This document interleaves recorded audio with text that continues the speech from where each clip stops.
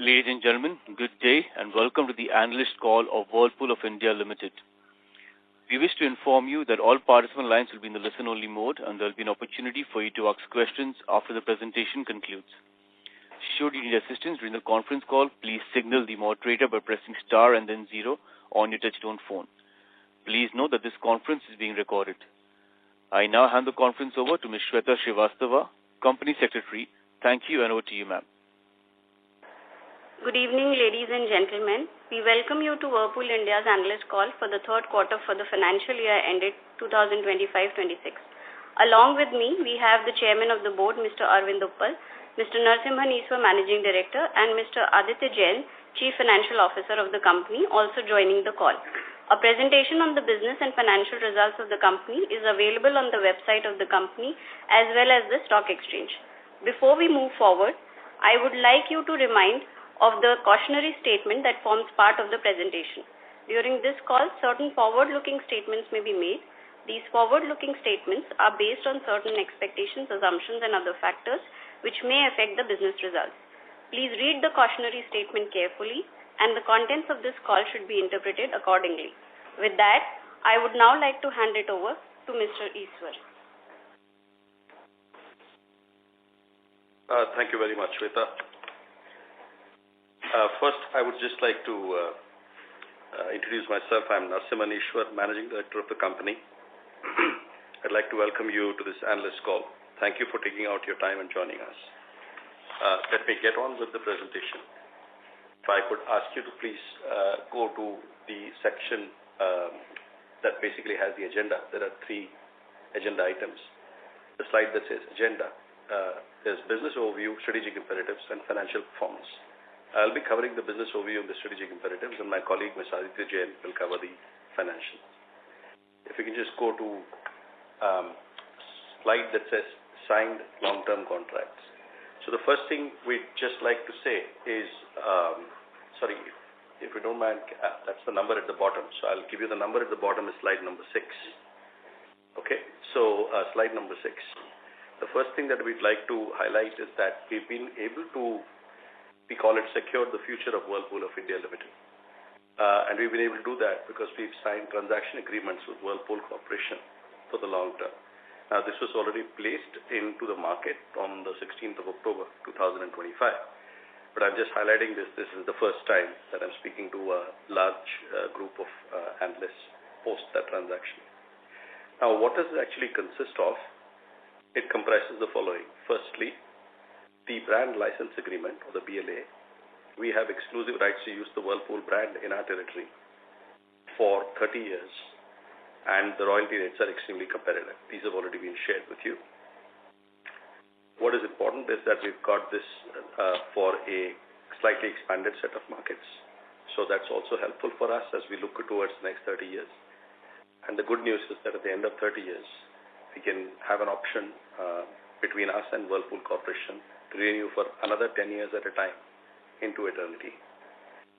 The second part that we've been able to secure, which we're very happy about, is we've got the brand, but what about the technology?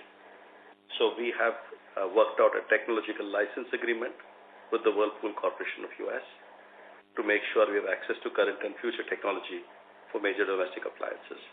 So these are in categories that we're currently covering, and they're also in a couple of categories that we're not currently covering. But the intent in refrigeration and washers, basically. And the intent will be to make sure that we have all the very best technology available to us going forward. On this one, we basically have it 10 years. For the next 10 years, it's done. And then after that, it's up to us category by category to renew us 5 years at a time. So this is even more good because we have the option to ask for the technology to be renewed 5 years at a time after 10 years. If we need it, but if we feel we don't need it, then we don't need to take that technology. We can use our own technology. So it's a very flexible technology access agreement that guarantees us access to world-class technology. The third part of this agreement is basically the transitional service agreement. Now, as you all know, typically companies have a TSA that could be somewhere between 6 months to 18 months long. Given the unique nature of this transaction, we have worked out with Whirlpool Corporation written agreement that this will continue for us till March 2029. That's 3 years and 4 months from the date of signing of this agreement, which we feel is an advantage, because if the timing had been very short, then we would have had to kind of scramble to figure out how to get to our own systems of working going forward. But now we have plenty of time to sit back, think through really well, what do we need to keep in the current systems, what do we need to delete, what do we need to modify, what do we need to add on. So we have enough opportunity for us to work out something really strong for us in the next 3.5 years. Lastly, on the service agreements, there's been a comprehensive service agreement also detailed out. We were taking some services from corporation. Corporation was taking some services from us. All of those have been clearly called out in the service agreements. And one of the most critical things is that we were servicing the Global Technology Center, which we call GTech. And that service agreement will continue until March 2029 to enable us to get to continuity and then adjust it as we go forward. Next slide, please. So now moving on to the business results, which was the other part that we need to discuss of Q3 25-26. I'm now talking only Whirlpool of India Limited standalone results. At a very top line level, I think we've been able to sustain market shares in what was quite a competitive market. A weak industry, but a competitive industry nevertheless, while growing profitability. We've grown our revenue by 4% versus last year in a relatively weak industry environment driven by weakness in refrigerators and air conditioners. We are very, very proud of our productivity for growth through the P4G cost takeout program that led to delivery of 30% plus gross margin. With the result that our EBITDA growth is 47% versus last year, and our profit before tax, before exceptional items, which is basically the wage code, the new wage code that's been introduced, the profit before tax is 32% growth versus last year for Whirlpool of India standalone without Elica. We are happy to see all the positive results come through from our ROI-based investments, which we use as our mantra. And lastly, operationally also, we seem to be doing the right thing so far. Our working capital is quite healthy. We are again at a negative net working capital this quarter, and so that makes it 4 out of the last 6 quarters that we've had negative net working capital. Next slide, please. Moving on to slide number 8, this just shows you the numbers stacked up. As I said, as we began this year, the left part of the slide is basically standalone revenue growth versus last year, and the right part is standalone PBT before exceptional items versus last year. So you can see in AMJ, what actually happened was we were -3 on revenue, -2.8 on revenue, and our profits were flat in AMJ. In July, August, September, we were -5 in revenue, and profits were down significantly, -50 versus last year. In October, November, December, we are up 3.8 on revenue, and we're up 32% on profit. So again, we keep focusing on trying to do what we can with a couple of critical things that happened between the April to September period, I would say. One is quite significant market decline on refrigerators, especially direct cool refrigerators. And the second one is, of course, extremely heavy competition, unseen kind of levels of price reductions that were happening in the market, which we did not necessarily follow all the time. Next slide, please. So this is the chart that I keep presenting in every session, but the way we've kind of worked it right now is to show a long-term picture. As you can see, the last row of this chart is our volume share. This is basically volume share, multi-brand outlets, refrigerators and washers, just refrigerators and washers, including all refrigerators and washers. So Q4 22-23, we were losing triple-digit basis points.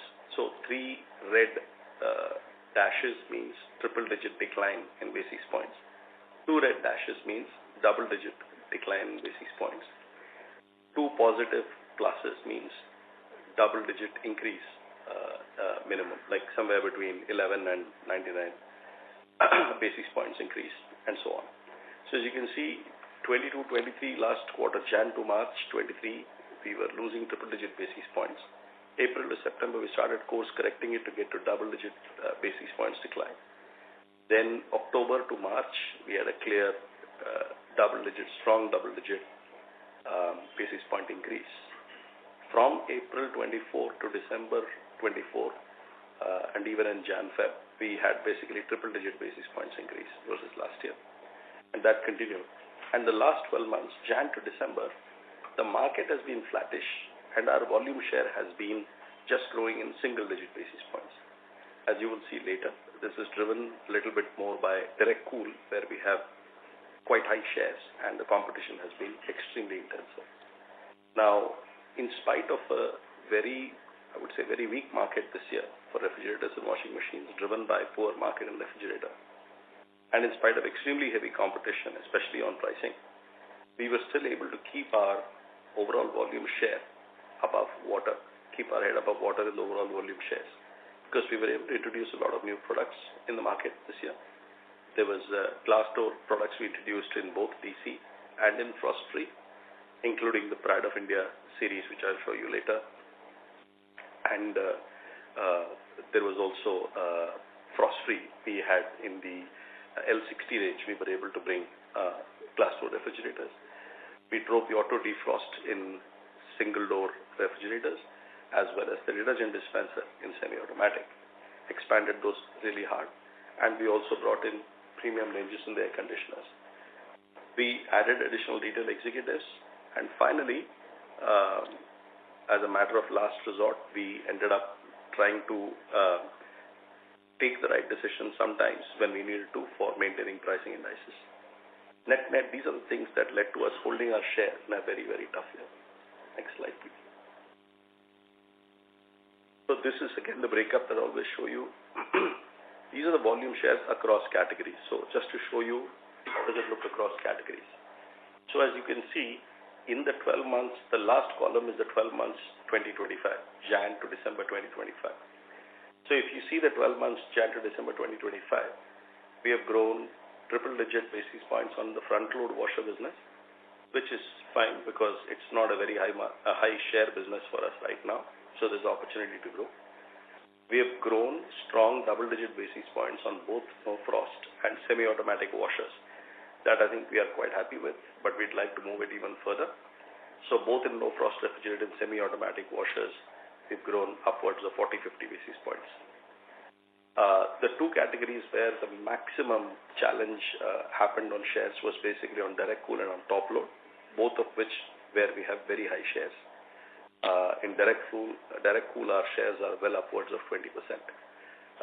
And that's the area in which we've not been able to grow share in the calendar year 2025. And that's something that we'll be looking forward to course correct as we go along with great new initiatives. On the top load washers as well, it has been extremely competitive.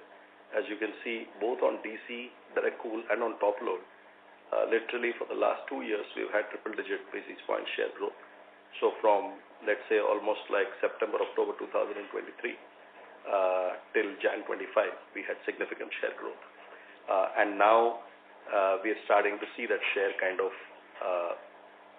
stop or slightly decline or slightly increase in the case of top load washers.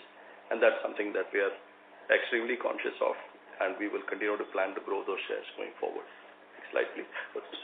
Sorry. This would then consolidate our top 3 position. In direct cool refrigerator, we are typically either number 1 or number 2, even in the last 12 months. Similarly, in semi-automatic, we've been number 2 in 6 or 7 of the last 12 months, 7 of the last 12 months. Top load, we are within touching distance of getting to a number 2 position, not more than 100 basis points away. And of course, in no frost and in front load, we have a lot of work to do, especially in front load. No frost, we are in mid double-digit kind of market shares already. But again, plenty of opportunity for us to grow in those two. Thank you. Now, if I look at the cost productivity programs, moving on to our financials, we continue to drive strong P4G cost productivity programs that drive gross margin improvement. Now, here is a chart that just shows you what's been happening from H1 22-23. As you can see, H1 to H2 22-23 moved up by 30 basis points. Again, from H2 to H1 23-24 by another 30 basis points. H1 23-24 to H2 23-24, we moved up 190 basis points. And then from there, we've again moved up 30 basis points in H1 24-25, and another 60 basis points in H2 24-25. Now, if you then switch it and look at the 9 months ended December for the fiscal year 25-26, again, you'll see that in the 9 months, we've moved from a 30.3% gross margin to a 30.8% gross margin. Obviously, so we are quite happy with that. There will obviously be some challenges, I'm sure, at some point in time. But the intent really is that more often than not, to keep growing the gross margin, as that will help fuel any plans that we have to reinvest on high ROI ideas. That would be our strategy always going forward. Next slide, please. The other thing that we're quite happy about is our net working capital. Like I said earlier, starting from April 2024, we were able to start working, obviously all of the work done in the previous year, 23, all of 23 and 23-24 we did the work, and then started paying off around September 24, which is the net working capital percentage net revenue. As I said, in the last 4 out of the last 6 months, we've had negative net working capital as a percentage of net revenue. Thank you. Next slide, please. That's the perspective I wanted to provide from the business point of view. Now I'll move on to the strategic imperatives. So we've got our strategic imperatives here: inspire generations with our brand, win with product leadership, build a competitive and resilient supply chain, and excellence in execution. Next slide, please. Slide 15. This is just our history of inspire with our brands. Our chairman is right here, and the chairman has been the managing director of Whirlpool in the past, and some of this is what he has done. Whether it was pedestals, whether it was auto defrost, the 3-door refrigerator, which we call Proton, the dark interiors, which we call Platina, the first VA heater. So Whirlpool has been a pioneer in the India durables industry, and we continue that trend as we go along. The next slide, please. So our ADF, which is the auto defrost proposition in direct cool refrigerators, it continues to grow well. We have refreshed our on-pack stickers to basically call it the no-tension refrigerator, because that's what it does. DC consumers' biggest pain point is ice walls that build up, and it causes them a lot of trouble to get that sorted out. And auto defrost automatically takes care of no icing on your walls. And that proposition is something that we are driving, and that's doing very well. Next slide, please. These are some of the photographs of the glass doors that we introduced on our direct cool refrigerators. This is called the Pride of India design. You will see that there is a very, very Indian touch to these. These are not the usual flowers and so on and so forth that you see in the market. These are absolutely customized to what you see in India in terms of design elements. You can see the stuff on the right. It looks like something from a very famous movie, the sari from a very famous movie, which I'm sure some of you will recognize. And you see some of the stuff on the left. This is to do with what you can see in architecture in India as you go through. Next slide, please. We also did the same thing with glass doors in the frost-free collection. We introduced the Lapis Grande, which is a premium glass door collection, which is also doing very well in the market. Next slide, please. In frost-free again, we have the best-in-class performance on convertibility. As we know, convertibility is something Indian consumers are really fond of. But what you really want when you have a convertible is you want to be able to switch it to a convertible, move it to from a freezer to a fridge in the fastest possible time. So we have the performance and the claim to basically able to say we'll convert from a freezer to a fridge in just over 10 minutes, which is an incredibly fast time. But that's what the Indian consumer wants, and that's why we designed it. Next slide, please. Another thing on frost-free, to show you the kind of focus we have on frost-free, this is the new 3-door Proton range that we have brought in. This had not been updated for about 5 or 6 years, so we brought this in, and with the blessings of our chairman, who gave his green light to it after having seen the design. And we were able to put this into the market. Seems like quite an exciting start. This brings the magic of 3 doors, and the big claims here are 43% lesser cold air loss versus top mount, 360 degrees enhanced cooling with fresh flow, and no odor mixing. And we've done all this with a capacity upgrade, which means the consumer gets more space, basically, than what they had before. Next one, please. And this is something that we're very proud of. This we conceptualized.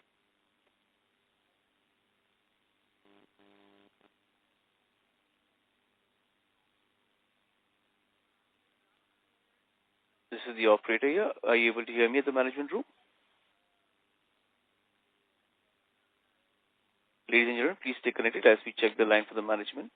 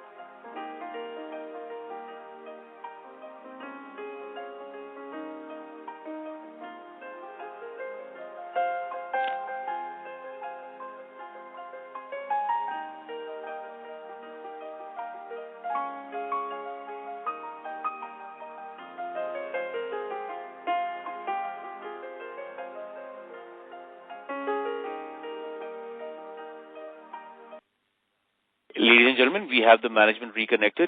Ma'am, you may go ahead. Yes, so Mr. Narasimhan Iswar will continue with his presentation.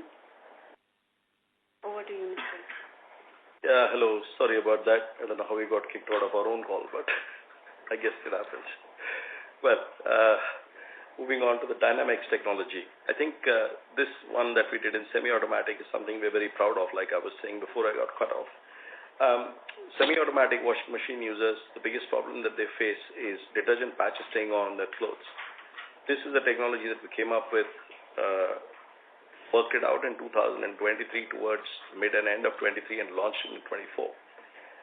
And it's been a very, very strong win for us, driving our market shares. And today, this Dynamics technology, which ensures zero detergent patches with semi-automatic washing machine users who use powder mostly, this covers 45% of our business, basically, 45% of the category, the entire category. So this is something that we're very proud of, having done this in the last couple of years only. Next slide, please. And the front-load washers business for us continues to accelerate. It's not shocking because it's on a smaller base, but we've grown the business about 50% greater than last year. And the market shares have been growing on triple-digit basis points versus last year. Next slide, please. And so is the case with our AC business. Both of these we have low shares, and AC business therefore is also scaling up. We've got greater than 50% growth in CY 2025, calendar year 2025, with our new ranges of air conditioners that we launched in the market, which we are reasonably happy about. Next slide, please. And of course, with Elica, that fantastic brand, we continue to drive premiumization through premium product ranges, whether it's filterless and auto clean kitchen hood, or whether it's a built-in oven with air dryer function, or whether we do it with the direct flame flexi hot top. Quite happy with the kind of initiatives that are coming through in Elica as well. Yes, please. If I move now to execution, we continue to work on excellence in execution. Our aim is to win every day in every store with every consumer, knowing that they will not come back to the market, at least for that category, for another 7 to 8 years, if not 10 years. Getting the pricing right, making sure that we have strong visibility, and making sure we track that on a daily basis, making sure that our incentivization has happened on sales and service to drive premiumization and value, which we started from Jan 2024, and making sure we leverage our great customer relationships for a win-win situation for both us and our customer partners. We've also continued to see good improvement in our Net Promoter Scores, which is the measure for service. We continue to see that improving strongly, both through our service provider network that we have across the country, as well as our in-house service centers that we have set up in 2022. And one other thing that we are quite happy about is that we were able to transition to a new number, which is not that easy. And this was for two reasons. One is for simplicity, and the other is for a significant cost saving. So very happy about that as well. Next slide, please. And like I said, P4G is at the core of our business. We, in the last 2 years, from fiscal year 2023 to the 9 months in fiscal year 2026, we had a standalone gross margin improvement of 320 basis points. And this is all a result of the P4G program that we do. Next slide, please. I will now hand over to my colleague, Aditya, CFO, to take you through the financials. Thank you, Mr. Ishwar. I'll now take you to the financial performance of Whirlpool of India Limited. Let's to next slide. I'm on slide 28. This slide talks about the Q3 financials for Whirlpool of India on a standalone basis. In Q3, we delivered a top line of 1,624 crores at a growth of 3.8%. The revenue growth was driven by a couple of factors. The first one was all the actions we took on the product and the execution side helped us grow market share in washers. And we also saw a growth in our aircon business, which was relatively higher than the rest of the business. So given that the value of the aircon is much higher, that helps us on the revenue growth side. Second factor was the industry growth. In this quarter, we saw a low single-digit industry growth, basically driven by the festival demand. We had Diwali falling within this quarter, and that's where we saw a little bit of pickup of demand, and that also helped the revenue. And C, our focused ROI-based initiatives of driving segment and category premiumization, and which also helps drive our revenue. On the profitability side, we delivered EBITDA of 65 crores. That's a very healthy growth of 47% versus last year. And EBITDA margin was at 4%, an expansion of 120 basis points versus last year. The improvement in EBITDA was predominantly on account of the higher volume and revenue, which translates into a higher DCM, the absolute DCM, and hence drives an EBITDA improvement. On the cost productivity sides, we have a robust P4G program, and we look at all lines of P&L from a cost productivity point of view, and the team did a great job in managing the cost productivity, and as a result of which we were able to offset a lot of price index maintenance actions which we needed to do during the quarter, and see the expansion of our premium and high margin portfolio also helped in driving our EBITDA improvement. Our PBT before exceptional items was at 48 crores, which is again a healthy growth of 32% versus last year. Reported PBT, however, declined by 60% in this quarter, and this was due to the fact that we had to account for a one-time wage code provision of 33.4 crores on a standalone basis. I'm on slide 29. Slide 29 talks about the consolidated performance for Whirlpool of India. Consolidated here means it includes the performance of our Elica business as well. On a consolidated basis, we delivered a revenue of 1,774 crores at a growth of 4% versus last year on a consolidated basis. Our Elica business grew in high single digits during this quarter. Our EBITDA came in at 90.9, roughly 91 crores at 5%, at a growth of 31%. And PBT before exceptional items came in at 71.7 crores at 4%. PBT grew by 21% versus last year. Our Elica business, apart from growing in healthy single digits, also continues to deliver a very healthy double-digit margins. On a reported basis, again, the PBT declined by 45% on account of one-time wage code provisions, and that number was 38.8 crores on a consolidated basis. Next slide. I'm on slide 30. This slide will summarize the 9 months for the period ended December 2025 performance for Whirlpool of India on a consolidated basis. On a 9 months basis, we delivered a top line of 5,853 crores.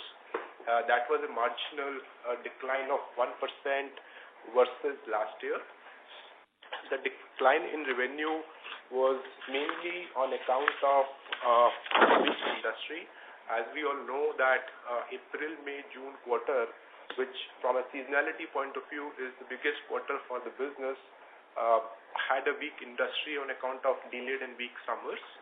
Though we saw some recovery in the latter half of the year, but then the impact on a 9-month basis is still negative.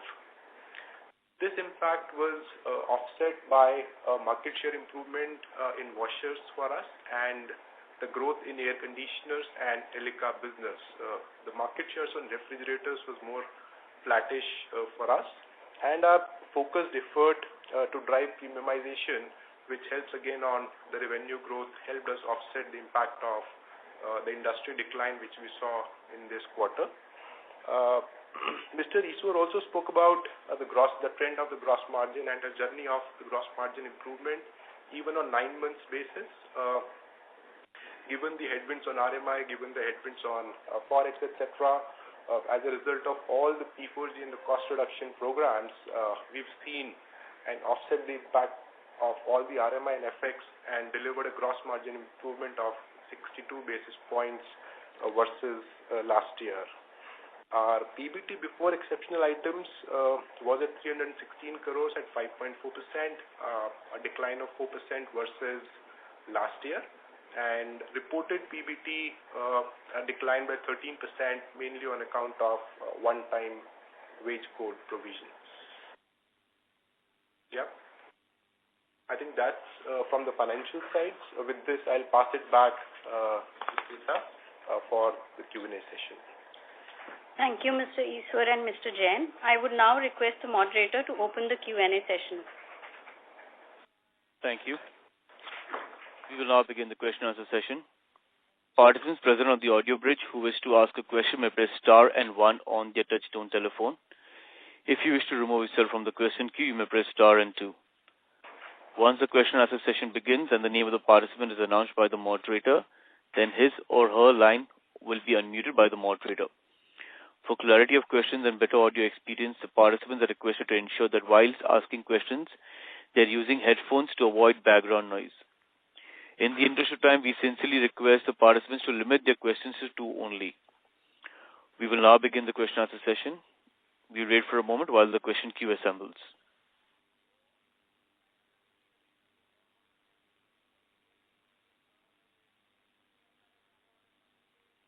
We have the first question from the line of Ankit Merchant from Kotak Securities. Please go ahead.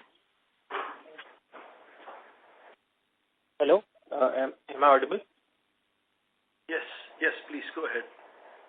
Yeah, so my first question was, sir, that, the corporation earlier had, given an intention that they want to reduce the stake to 20% by December, right?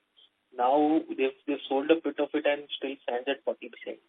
My question is that, is there any now change to the timeline where they want to divest, and whether they have said anything about divesting to 20%, or has that changed as well? And what are the constraints that you guys are seeing in terms of regulatory constraints or valuation constraints that are delaying the execution? So I will be very honest with you. What the corporation will do or will not do is something that I cannot speak on at all, as you know very well, because just like any shareholder, like you yourselves are shareholders, esteemed shareholders of ours, nobody tells us whether they want to sell or buy or do whatever they want. The shares are theirs and they are free to do what they want to do with those shares. So we are not privy to any information more than what you are privy to, especially since October 16, especially so, where there is very limited kind of communication, and definitely none on this topic. So I'm not able to provide you any color at all. The best way to do that would probably be to just read the transcript of the latest shareholders meeting that they had in the US, or maybe approach the corporation, but then that would be a bit unusual. The point I'm trying to make is they are shareholders and they are wanting to sell, and it's not something which we are discussing and doing, just to be clear. I hope I answered your question honestly. Yeah, so on the other side, the main intention of the stake sale was that we'll get more operational flexibility, we'll be able to focus more on the India business as well without much intervention.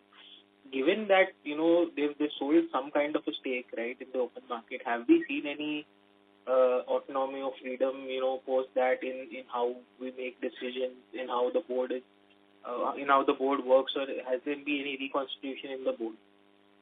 Oh, so the board stays exactly the same as before. Okay. Our board, chairman of the board is here with me, and I'm sure when I finish speaking, he would like to add on. Yeah. Our board has guided us always through this business, even through 2025, when all of these big agreements had to be signed, these 4 big agreements that I spoke of right at the beginning. We had right at the beginning, in February itself, instituted what was a transition committee, which comprised 3 independent directors, and they basically sat with us, 2 independent directors and a non-executive director, plus myself and the CFO, and they kind of advised us through that whole transition process and all of the negotiations that we had with the corporation. They blessed all the documents as they went through, and have been with them, and the board have been a huge help to us in working this through. In terms of your second question, so the board, just to be clear, is fully and deeply involved in the business from an advisory point of view, as they should be. The second thing is that as far as we are concerned, we are frankly very excited. We have been ever since we signed those 4 documents, because that gives us a lot of energy that our future is secure, that our shareholders' future is secure. And we have been working ever since trying to figure out what else to do.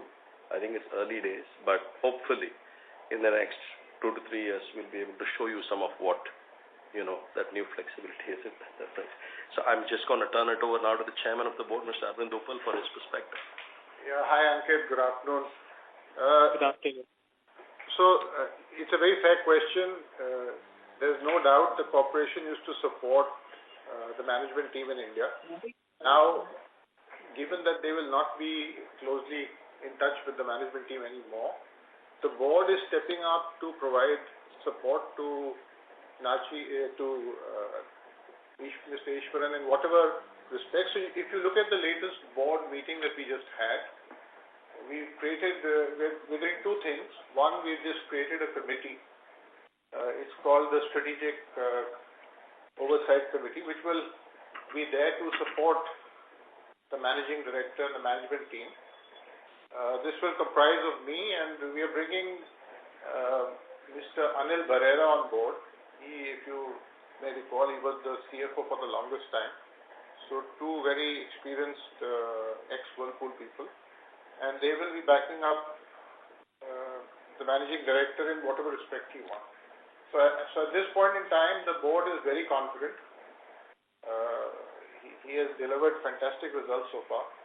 And despite all the chaos and noise that has been happening around us, I think we've done a great job. So now as this settles down, I think we should see far better output. I have no doubt about that. So yeah, thank you. I hope that answers your question. Yeah, sir. My next question is to Ishwar sir, that, given that, we're seeing good trajectory going forward, over the medium term, over the next 3 to 5 years, what kind of growth are we seeing compared to the industry? Do we outperform the market? Do we are in line with the market? Do we underperform? And what gives you the confidence that you will probably be in line with the market or probably above that? Okay, it's a great question. Probably a question on a lot of people's minds. So I will take some time to answer this question. So the core categories that we play in. So firstly, we are a refrigerators and washing machine focused player. Right? We've said that in the long run, we want to be at the top of the leaderboard. That's why we come to office every day. We don't come to office to be number 3 or number 2, frankly. Okay. And I'm not saying long run means 3 years or 5 years. It might be 8 years or 9 years. That's fine. But that's the eventual path. Now, within refrigerators and washing machines, we have certain categories like DC. Now, in DC, we're already doing pretty well in direct cool refrigerators in terms of market position. The intent would be to grow the DC business going forward. By decommoditizing it, I'm not going to get into detail of how, but to do that, to give offerings that are unique, differentiated, and decommoditized, so that we can actually grow and become the leaders in the DC category. And that basically means that given our very high shares in DC, I don't think it's very easy to get, 100 basis points or something like that in DC year on year. It's very difficult when you are at our share. But growing the DC category every year would be for me the right target to go. Modest increases, maybe 20, maybe 30 bips a year. You'll see. Second, if I look at semi-automatic, in semi-automatic we are number 2, sometimes number 3, sometimes number 2. That is one in which we want to again grow our market shares, but grow it in not only the entry but also in the premium segments, which is what we've been doing over the last 2 years. We've been slowly moving our business up towards the premium segments. And I hope to continue to see that happen, again, through decommoditizing the category, by offering products that have a point of difference, that are not the usual run-of-the-mill stuff, and make that the base on which we grow. So on semi-automatic as well, like DC, competition incredibly tough. Not that it's easy in the others, but it's especially on pricing, very tough. And therefore, I would expect to see only a modest growth in share growth going forward for the next 5 years. I'm talking again everything over 5 years. Now comes top load. Now, top load is something in which I think, again, similar to the first 2 categories, we have a very high share already. But we do have a fantastic product portfolio that we can fully leverage. Right now, it's not at all fully leveraged in many ways. And so I expect to see us use this top end to mid end of the product portfolio to grow our shares. Again, modest basis points over the next 5 years. Then come the 2 other interesting categories where our shares have a bit of an opportunity. One is frost-free Frost-free, we are in the mid-single digits. Sorry, mid-double digits. I meant mid-double digits. And I think there is opportunity to take that up further, more in line with our DC or our top load kind of washing machine shares. And so I see that as a very interesting opportunity. In this particular segment, unlike the first three that I mentioned, there are sizes in which we don't play today. And those are very interesting spaces for us. And those are very attractive spaces for us. So that's obviously of tremendous interest to us. And we will be looking to max out in those spaces as well. Right? So I see a lot of potential in frost-free for us compared to some other firms. And lastly, we come to front-load washing machines. In front-load washing machines, we have tremendous opportunity. We've got great products with our ozone technology, which are unique. We have very low market shares, still less than 5% volume market share for us. And if you see the rest of our washing machines, they are somewhere between 15 and 19%. So huge opportunity. Brand name very well known in washing machines. It's just a matter of putting it all together and making it happen in a very, very tough and competitive market. So as I look to see across these 5 categories, you can see how we can grow our market share, relatively smaller in some categories and much higher in other categories, through the right innovation, the right go-to-market, the right execution, and always fueled by a P4G program, which gives us the gross margin improvements that we can funnel back into the business. Of course, I have not mentioned other interesting category for us, air conditioners. We are a smaller player in this category, but coming along well. This is a very fast-growing category. We will be very sensible about how we grow in this category. It can be a category in which if the season doesn't come through well, you could be sitting on tons and tons of inventory. So we will always manage this kind of dichotomy, which is high growth, but you got to manage the inventory. So this is something that we will also be focusing on, and air conditioners will be the other revenue driver. So the portfolio position for it will be a revenue driver, not so much a profit driver, because the margins in an air conditioner typically for the industry are lower than the margins for refrigerators and washers. Right? But it is a revenue driver which helps. In addition to these, this is the freedom and flexibility that we spoke of. We also have opportunities to open up other related categories within the cooling space. We also have the opportunity to look at other categories outside of these. And then on top, the cherry on the cake is, of course, Elica, which is a highly underpenetrated category, less than 5% penetration for these categories in India. Fantastic products, amazing design, great traction. So this is something that we will be looking to build. So we have clear core categories that we know what to do, what sort of products we need to launch. We have some categories in which we are not yet at optimal share at all, and we have huge plans to grow those categories. And then, of course, we have gems like the kitchen space with Elica and Whirlpool, by the way. We've got 2 brands in the kitchen space that we can actually grow. So I would say from a revenue point of view, we have a lot of opportunities in the next 5 years. I would really look forward to strong growth in the next 5 years. Previously, I had talked about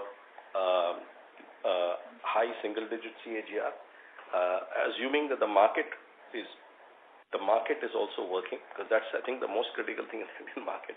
The market also needs to grow. If the market were to grow slightly ahead of GDP, then I don't see why the high single digit cannot become an early double digit kind of growth number on revenue over a 5-year period. The profit part of it, I would say this is going to be a little up and down across the next year or so, because there are 2 or 3 things which are important for us to kind of understand. In this industry, in the durables industry, regulations are very critical. Regulatory costs are very high because it's an engineering industry. It's not just make one product. There's like hundreds and hundreds of components in every refrigerator or washing machine, and many of them have regulatory impacts on them. So regulatory cost is one thing that will impact the entire industry. And of course, as we go forward, we need to make sure that we can manage costs through our P4G programs well.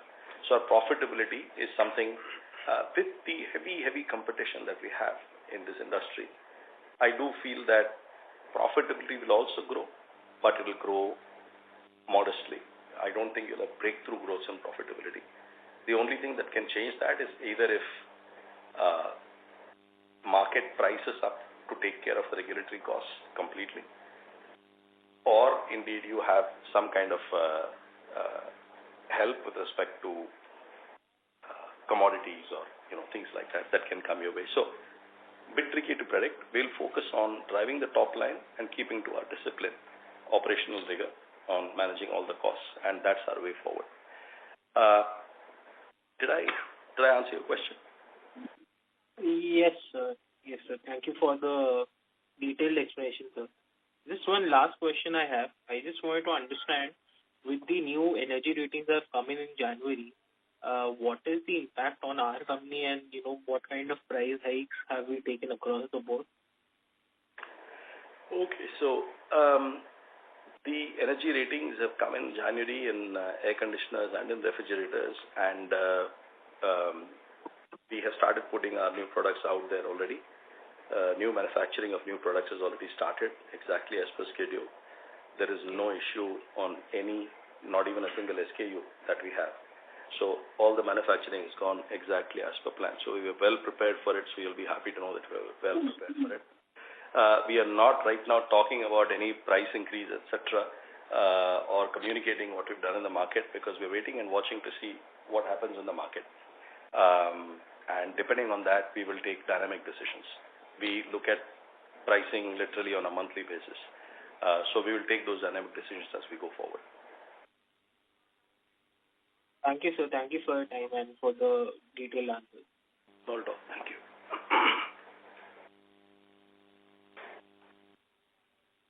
Thank you.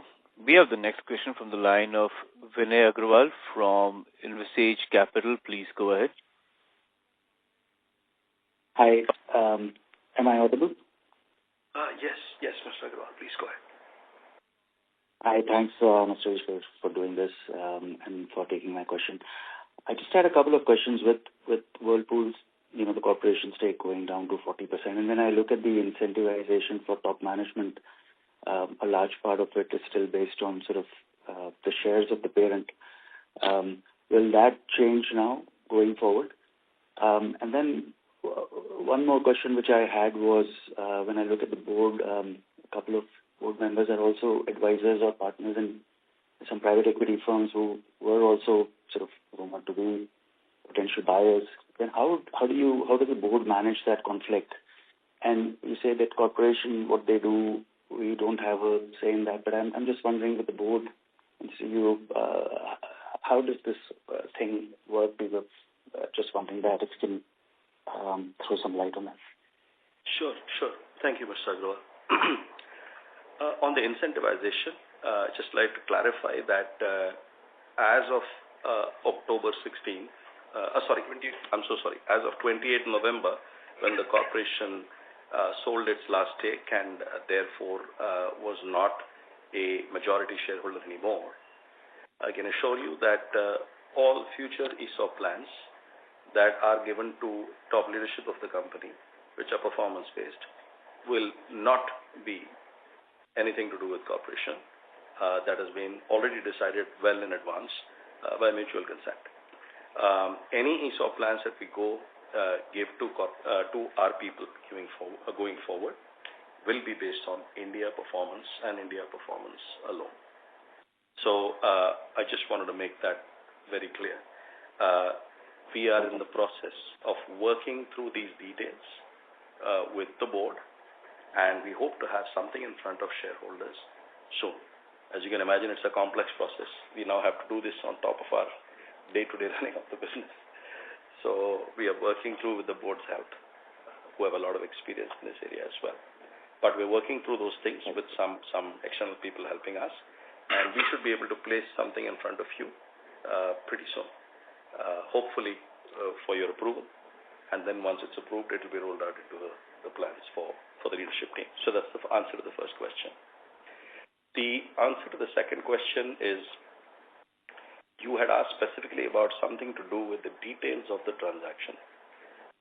Mr. Agrawal, I can say only the following things to you.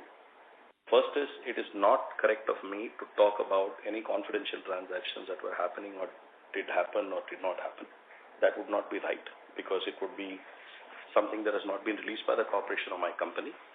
What I can tell you is, if at all such a thing had happened, number one, we would have, as a matter of process, taken a clear declaration from the people involved about the fact that they have no knowledge of what was happening there.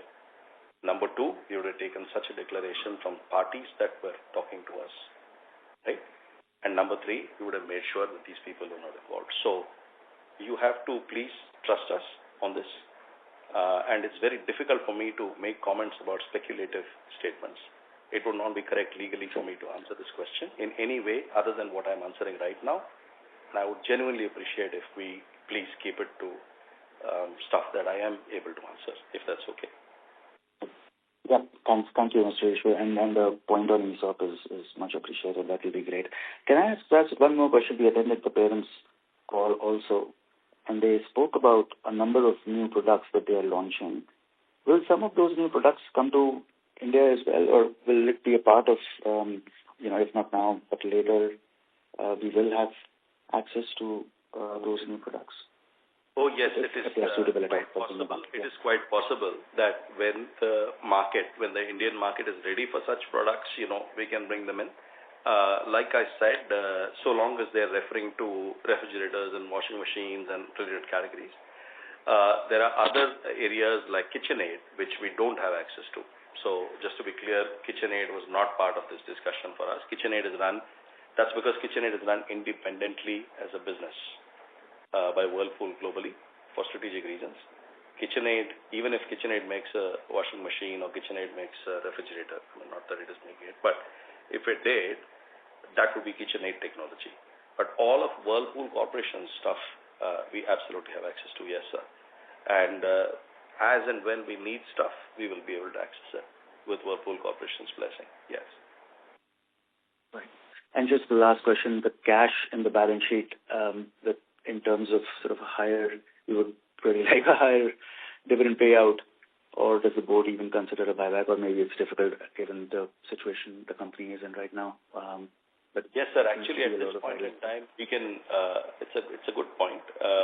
At this point in time, we are not really working on that area yet. We will start to work on that area. But I see cash. There is plenty of use for cash that we can do. We also have a lot of cash, it's true. Firstly, there is ongoing operations. Secondly, there is CapEx for new projects that we can do. Thirdly, we could be looking at what is interesting in the market. Decisions, for example, a 3-year payback or a 2-year payback or a 4-year payback on something that can reduce the cost of P&L on a going basis much lower. These are all kind of things that we'll be looking at. And I think our execution will only be limited by our ability to work through the detail. So I think there are plenty of areas we can look at. And of course, the areas that you mentioned are also areas that one could look at. So we will look to all those things and take the board's advice across the next few months. It will take some time. But we will be working on it very actively now. Thank you. Thank you very much. Thank you, Mr. Ishwar. Thank you. We have the next question from the line of Priyank from Valum Capital. Please go ahead. Yeah, hi, sir. Wonderful and great to see the kind of operational performance that we are witnessing despite all the ownership changes to the company. So my first question is, in the interim quarters, you did mention that there has been extraordinary competitive pricing and promotions in the industry, and that was visible given that some large players prioritize pushing versus filling. Do you see this competitive intensity normalizing now and your organic business actions resulting into market share gains plus margins improvement? That is my first question. Okay, let me answer this question. Your observations are very interesting indeed. Sir, to be honest with you, I wish I could give you an answer to this, but the honest answer is I don't know. Right? So that's why I said I'll have to dynamically keep looking at what's happening in the market. This is a very, very, very competitive market. if you see the number of brands that have been introduced into refrigerators or washing machines in the last 6 years, it's unbelievable. And with every new brand comes a theoretical fair share loss of market share that you need to fight against. And new players who come in typically try to use pricing or discounting as a way of getting market share. That's what makes it very competitive, right? So in this context, we will just keep watching what's happening in the market and take our actions according to that, to always make sure we have our competitive pricing indices in the market, and that's the best that I can say. As far as the second point that you mentioned, which is margins are concerned, margins are going to be impacted by pricing, but they're also going to be impacted by a lot of things. There is a significant regulatory impact that will happen in calendar year 2026 because of this refrigerators and air conditioners. For many companies, it's 50, 60, 70% of their portfolio, being the two biggest categories. Entire refrigerators and air conditioners is going through this energy change. And therefore, if you cannot take the full pricing out from the market, then it will impact different companies, maybe in different ways, but more or less it will impact everybody. We need to take a look at that. And the second thing for us particularly is that 26-27 will be the year of our transition from being, basically there are some impacts that we've already declared in our October 16 statement that we put out in the public domain. That will happen as a result of our becoming not a majority-owned Whirlpool company, right? So based on that also there will be some transition impacts financially. So I would just say that for 26-27, my intent would be to try and drive my revenue. Intent would be to try and drive my market share in a financially sensible way. I think of all the years I've been in, this would be probably from a profit point of view, structurally the most challenging year, because you've got entire refrigerators and air conditioners all going up in regulation in the same year. Plus, you've got the year in which we are moving from, is the full financial in which we are moving to a completely independent entity with the attendant, let's say, transition costs that basically impact our P&L. So that I think is what I would say. And after the year of transition, I think you will end up, for me, in a situation where we should be able to continue a strong progress, basically in terms of margin improvement. Sorry, sir. Just a follow-on and a clarification. On the BE ratings, energy ratings change, what would be the pricing impact or the correction that we would need to take if in case we need to keep or the industry needs to keep the margins intact? And I'm not sure what would be the transitionary impact on the P&L if in case which is supposed to happen this year. If you can quantify these two things. And lastly, and I'll close my questions, on the capital allocation part, in case if there are no clear priorities lined up in terms of large capex or ELICA investments or a new categories to be implemented immediately, maybe we can prioritize returning back some of the capital back to the rightful owners of the company. So that's my suggestion and a clarification question. Thank you. Thank you, sir. So on the BE pricing, I'm afraid we are not declaring that at all. We are not sharing that because that is different for different companies depending on where they are, and that is highly confidential information, which would actually be inimical to our interests to share in the public domain. As far as the transition is concerned, all of the information is fully available in the documents that we've released on October 16th. Kindly take a look at that. All of the information is there. October 17th, I think. Sorry, 16th was the signing. 17th is when we released it probably. But please take a look at that. Lastly, on the capital back, sir, we hear you. I think that is something that we will, like I said, I already answered this question before. Please take a look at all the options that we have for cash utilization, work through with the board, take the board's advice, and then come to you when we need to come to you, if that's okay. Thank you so much.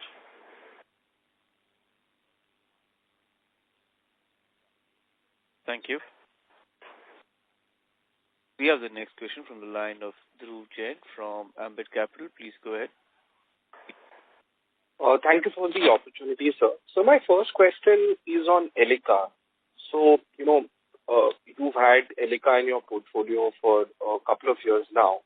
And now with the, with this transaction coming through, what kind of aggression that you believe you'll be able to, carry out in this part of the business?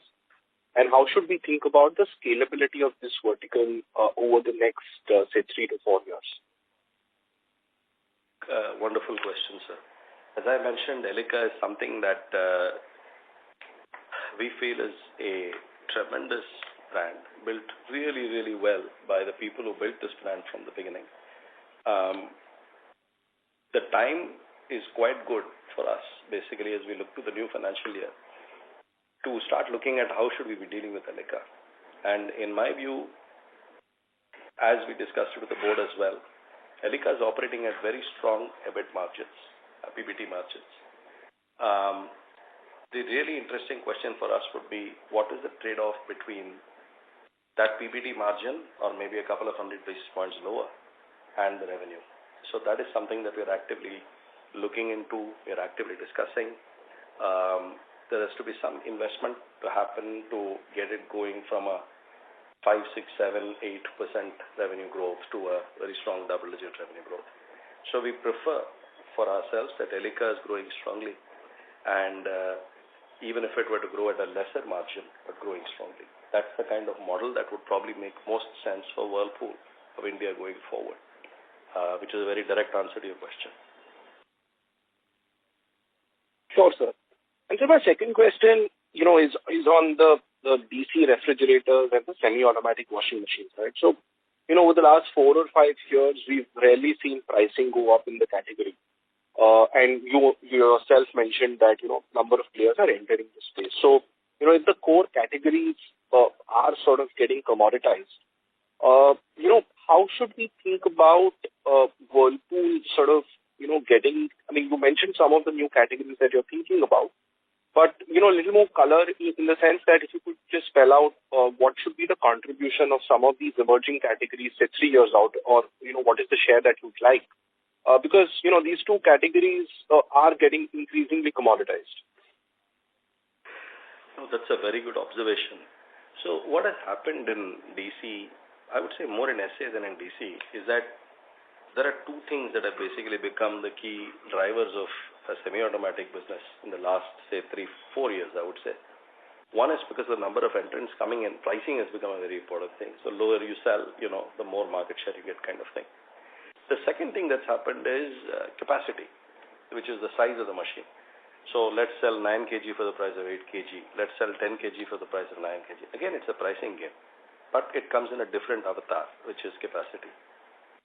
What we are trying to do is, for both categories, DC and SA, de-commoditize it. And I think that is where the differential can come. See, in every category, in my view, you need to have a point of difference. Why should a person prefer to buy your product than somebody else's product, right? And that cannot happen if you commoditize a category. If you just bring it down to price and the color of the box and the number of kilograms that it can take, then you commoditize the category. So all our efforts, without going too much into detail, will be into decommoditizing the category. For example, you drive the aesthetic design of DC fantastically through glass doors, right? You give people, because if you go to DC homes, you will actually find in many homes the DC refrigerator is actually in the living room. Okay? It is not in the bathroom, it is not in the kitchen. It's in the living room. It is like a showpiece. So if that is the case, then one of the insights is, why don't we make it extremely attractive to look at, to display? So that is where glass doors have a major role to play. So that's one example of decommoditization. But there's others. You take a technology like auto defrost. That is something that we have that's unique in the market amongst the large players. And it solves the number one pain point of PC consumers. Now, today it might be at a certain percentage of the market. Why can't it be 75% of the market? Then you decommoditize the category and you have solved the consumer's number one pain point. So it is through a combination of that kind of approach that we believe that we can continue to hold a strong market share in DC and in semi-automatic. I think if you try to play the game that is everybody is playing, then whoever has got the most, deepest pocket is going to win. But as you know very well, that is not the only way to win. So our focus is on creating those points of difference, decommoditizing these categories. That doesn't mean that we are going to, just let go of, low-priced categories. We've never done that. We need to fight where we need to fight tactically, but the strategic fight will always be on decommoditizing these categories and getting value for these categories, for the industry, for our shareholders, and for the consumers as well, whether it's DC or whether it's SA. I think DC and SA, one thing we must remember, penetration growth has been very low for these two categories in the last 5 years. Once penetration growth comes back to DC and SA, which is your guess or mine as to how far away it is, the absolute volumes here are quite mind-boggling. So I don't think DC is going to go away anytime soon, or SA. We continue to stand by these categories, but we will look to decommoditize these categories as much. Sure. And so my third question, in some of the cost items that we, compare Whirlpool to, say, some of the other larger peers, right? Say, for example, freight cost, right? We see that, there is significant room for improvement.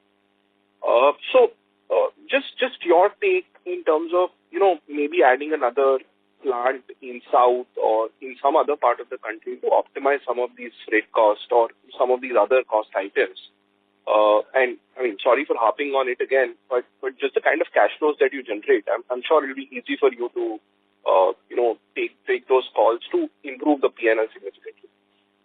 Oh, thank you. Freight cost. Sorry, I didn't understand what you were saying. So I'm just going to give a bit of color and then Aditya is going to jump in.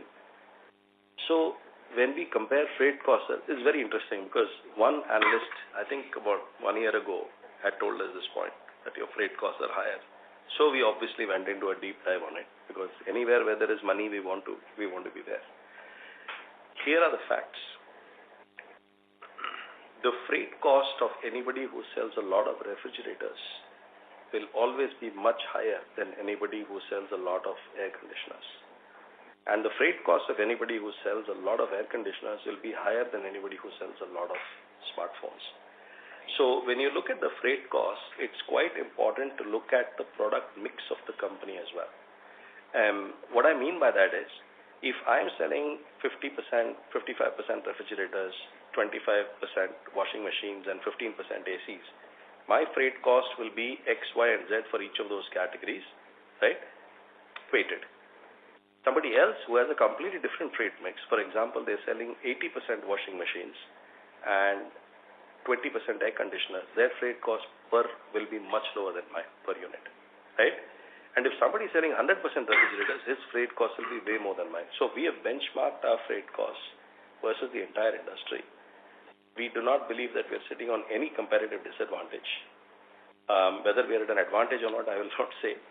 But it is our mix compared to some of these other brands that you're referring to that is causing the change. Aditya, any points on this? You've said it all. You've said it all. The only additional perspective I would add is when you're looking at freight costs, you're looking at the percentage of revenue. So while the incurrence of the freight is more volumetric in terms of how many number of units you can carry into a truck, while the truck freight remains same, but higher the number of units you carry, and hence the freight. And hence when you compare refrigerators versus washers to air conditioners, in air conditioners you can carry more number of units for the same freight, but the per unit value of AC is significantly higher, let's say. So that causes freight as a percentage of revenue to be significantly lower for air conditioner compared to refrigerators and washers. Now, when you extend the same logic to televisions, for example, again, the number of units which goes in the same truck will be even higher, and hence the per unit freight will be lower, and the value per unit of a television will be even higher than the value per unit of a refrigerator or even an air con, and hence on a percentage basis that will be even significantly lower.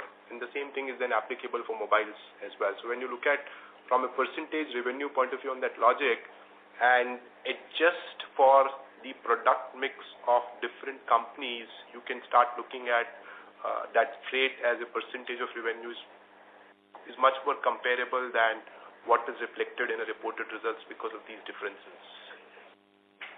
So I hope I answered your question. Yeah, it's basically the mix. Yes, sir. If I started selling twice the number of air conditioners tomorrow, keeping everything as the same, my freight cost as a percentage of NR will come down. And you will start seeing, if I sell the same mix as company X or company Y, you will see that my costs are at least as good, if not better than theirs.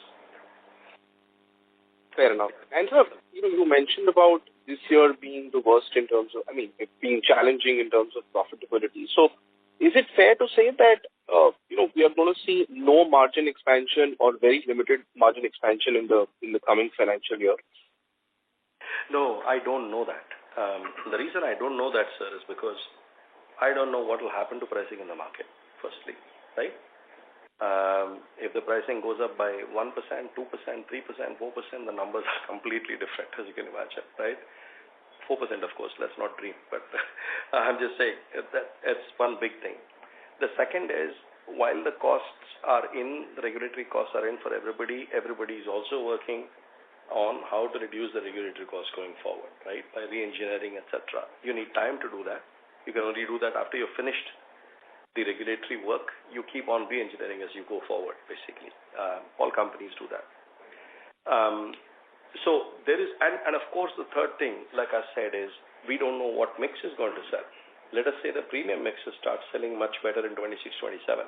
If the premium mixes start selling much better, then you have a mix help that comes through, which helps you in your margin, gross margin, right? We don't know. We can't predict these things sitting here at this point in time. We can have assumptions, but every time we made assumptions, not only us, everybody in the industry, a lot depends on the monsoon, a lot depends on how much the sun shines in summer, believe it or not, and a lot depends on the other parts of the economy as well, right? So we are very hopeful, very positive, given that we had a very tough, let's say, summer and a very early monsoon in 25-26. Just hoping a little bit for the reverse, if the summer lasted a bit longer, and if the monsoons were very strong but a little less, let's say, erratic compared to last year, that would be really good. And then lastly, of course, you have the fourth variable, which is your cost programming, right? So our cost program people also have targets. They have stretch targets that are very difficult to get, but our people have surprised us in the last 3 years by getting to places we thought they couldn't get to because they're so good at what they do. And so therefore, given so many variables, pricing, regulatory, market, P4G, cost programs, it's difficult for me to say this will be the profit or that will be the profit. Directionally, it's an unusual year, that's all. I hope I answered your question. Yes, sir. And sir, just one feedback, now that Whirlpool Corporation, is not a majority shareholder, it would be great if we can have these calls every quarter. Yes, I do commit on this call that we will have the calls every quarter. Yes, so that's a commitment. Thank you so much and all the best. Thank you, sir. Thank you. We have the next question from the line of Natasha Jain from Phillip Capital. Please go ahead. Yeah, thank you for the opportunity. So my question is on competitive dynamics.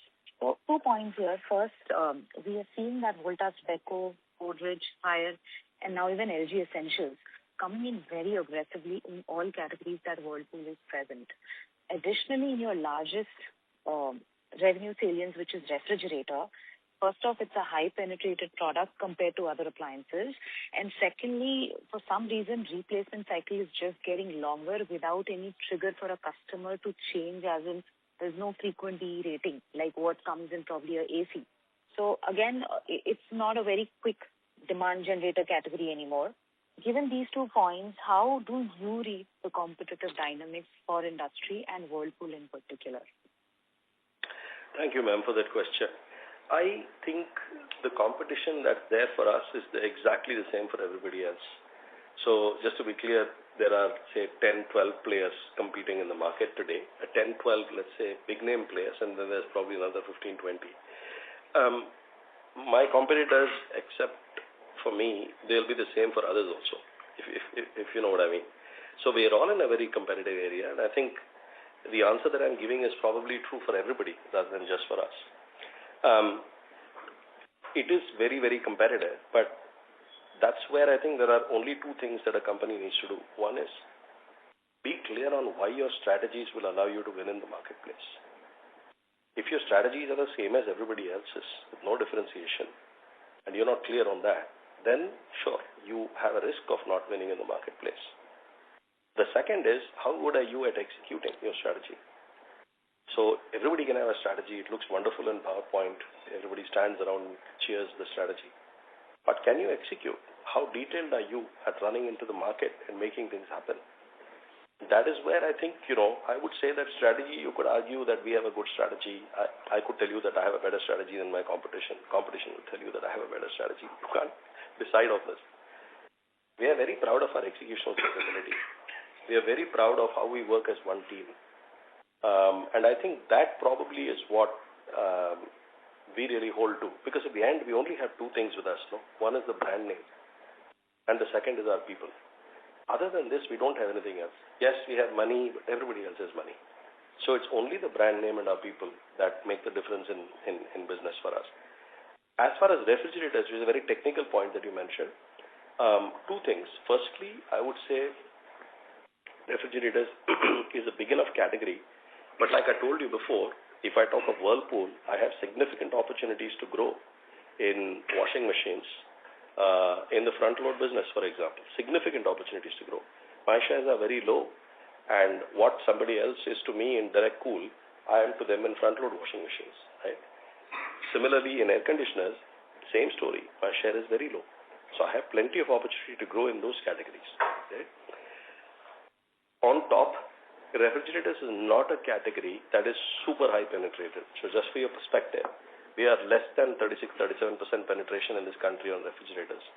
Still, very frankly, we should be at least heading towards in the next 20 years towards 65-70% penetration. So for a variety of reasons which we don't have the time to go into right now, I would, probably at some other forum I will share this. There are a lot of reasons why the refrigerator replacement cycle has not happened as per plan. And for the same reasons, they will start happening, in my view, between the next 1 to 5 years in a significant way. DC will pick up, and so will semi-automatic. The bottom half of India, in terms of income, is going to come back in a strong way. And when that happens, these will grow. And when these grow, your replacements will also start growing for other reasons. I would say that, in my view, I can't get into the detail now. It will probably take 15 minutes for me to explain why, but I do see in the next 1 to 5 years a pickup in durables happening, especially in refrigerators and washing machines. Air conditioners anyway goes up or down depending on the summer, and in typical air conditioners grown well in the last 5 years. But refrigerators and washing machines, I think there is a significant pickup coming in the next 1 to 5 years in my view. But that's just my view. It's not the view of the Whirlpool of India Limited. It's just based on my assessment of what's happening. So I would say that we have less, I don't have much to worry about. All we can do is have a clear strategy, understand what our points of differences are, outline them, make sure the entire organization is clear on that, and then go out and execute all the plans that we've agreed as close to perfection as possible. I believe that any company that can do that consistently over a 5-year period will be still standing at the end of 5 years in a strong position. And companies that cannot will have a difficult time. So that's helpful. The second question is on AC. I understand it's a very small category for you at this point. But if I observe the market share data, you have grown versus probably the incumbents who've lost market share. Now, given that there's so much of cost hike coming in and GST benefits almost gone, in such a scenario, if I were to just pick up brands in the middle segment of the pyramid, so do you think that Whirlpool as a brand could be a bigger beneficiary given you would be more favorably placed in terms of pricing versus the rest of the brands in that category? And in terms of outliers, could AC become an outlier for you in the near term, given that now that will be a seasonal quarter for AC?